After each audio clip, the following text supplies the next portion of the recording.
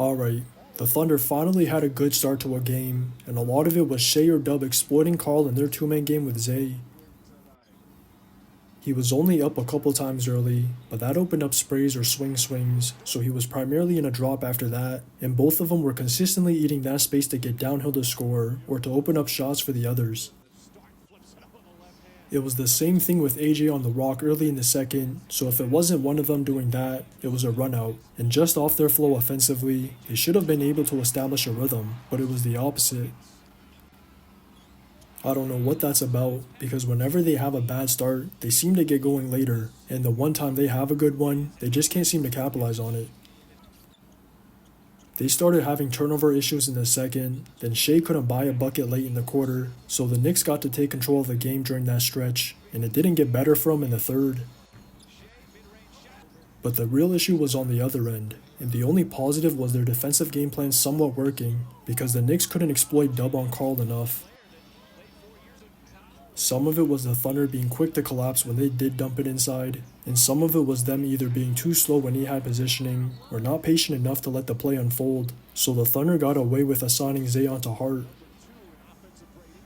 But at least they compensated by having Brunson manipulate the SNRs, so he was either rejecting the screens to get downhill, or always making the right reads regardless of the coverage, and they kept finding McHale inside, so that unlocked his 3-ball. Even Anunoby had his jumper going, or was getting downhill, and Hart was always attacking in transition, so they got a lot of inside dominance through them four. Those constant paint touches were leading to either finishes, sprays, or drop-offs, so they basically got whatever they wanted, and with their entire offense opening up, they just got into a rhythm in the first half. The Thunder could not contain the ball at all, but it was obvious that was a point of emphasis to start the third, because all of a sudden, their ball pressure was way up, and they were able to take away a lot of those same finishes from earlier.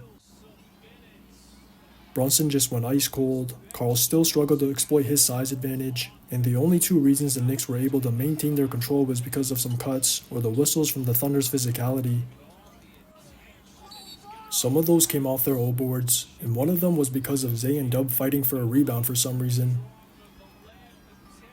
That's what led to Lou picking up one of his 4 fouls in the quarter alone, and once I saw that, I just knew it was an uncharacteristic night, because nothing seemed to be going right.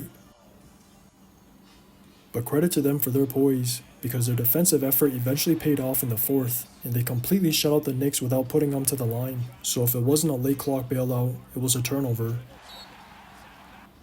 All those stops just led to the Thunder gradually shifting the momentum throughout, and it started with Dub early, then Wiggs basically saved their night.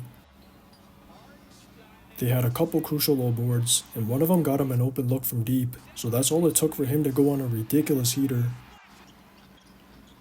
Once Shea came back in, he kept drawing two with the Knicks selling, or was just pushing the rock quick, so Wiggs got to eat off his gravity, and he capitalized every single time.